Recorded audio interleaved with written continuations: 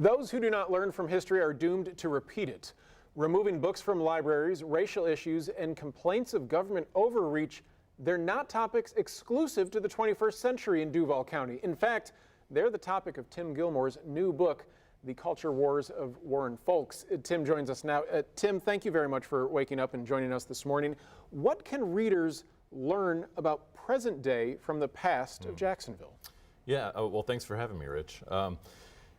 The echoes, the patterns that repeat from the 50s and 60s into the current cultural landscape are often uncanny, really. So I first started researching Warren Folks when I was looking up book bans. I ran across Warren Folks in 1970.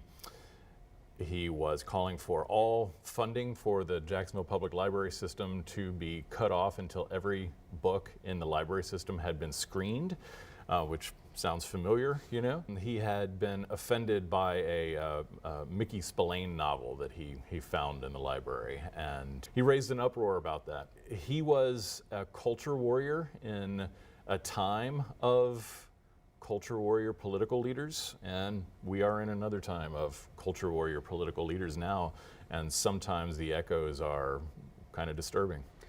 This is history for the vast majority of people who will read this book and who are living everyday life in Jacksonville right now. But it was current events, obviously, at a certain time. Were you able to speak with people who lived in that time and experienced it firsthand? Absolutely, yeah.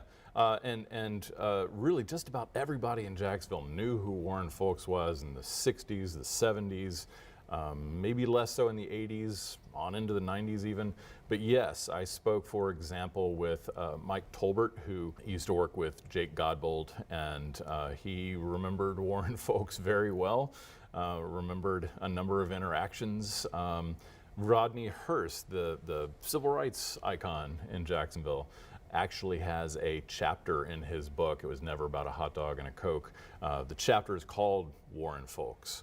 So he was someone that everybody heard about, and if you cared anything about racial progress, then he was someone that you had to contend with in some kind of way. He made things difficult.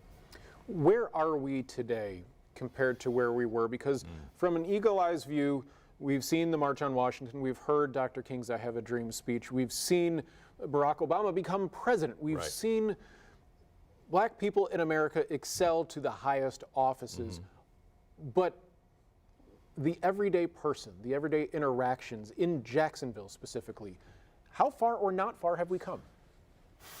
That is such an important question. Of course, we're dealing with the shooting that happened near Edward Waters University. We're dealing with responses to that shooting that the black community, and not just the black community, a really diverse coalition of people felt were inadequate.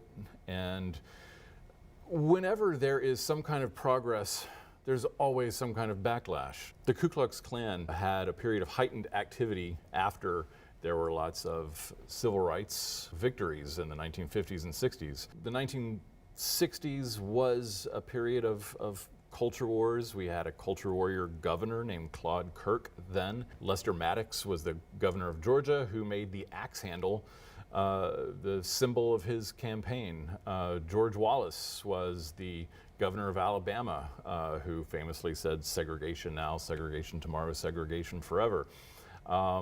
We had a mayor who was reelected several times, Mayor Hayden Burns, who was something like the George Wallace of Jacksonville. In fact, Warren Folks responded angrily to the mayor who succeeded Hayden Burns, Mayor Lou Ritter, who first put black police officers on the street. You know, I think in the 1990s, when I was kind of coming of age, there was a sense that we would not return to some of the problems we had had as a culture, as a society in earlier decades, that we had moved past a number of things. And a lot of people still think that. A lot of people, in fact, have a problem with us saying that racism even exists anymore. And I think that kind of anti-racism is its own form of racism, and that's maybe the predominant form that we see in today's culture wars. A fascinating topic. The Culture Wars of War and Folks is a book written by Tim Gilmore. And what is your biggest takeaway from your research in this book? What have you learned the most, possibly? That's a really good question. I think the fact that we can't take anything for granted. The fact that when we achieve some kind of progress, it's not set in stone. It doesn't mean that everything's taken care of and we can just stop struggling, stop working. You know, things can slip back. History is not this straight line of progress that moves straight upward. It's a constant struggle, and we can't take anything for granted. I think that's the biggest lesson. Well, this book is more than just a book that is available right now. Tim, you also have a book signing coming up. Why don't you tell our viewers where they can meet you in person and also get a firsthand conversation with you about the book? Yeah, absolutely. It's at the Jacksonville Historical Society. This is Thursday night, the 14th, and doors open at 5:30. The presentation starts at 6. And you know, I'll be happy to sign and sell books there, and I think it'll be, you know, the event itself, I hope, will be a statement. Well, wonderful. Tim, thank you very much again for coming in with us this morning. Thank you so much. Again, the book is The Culture Wars of War and Folks, and we're back right after this.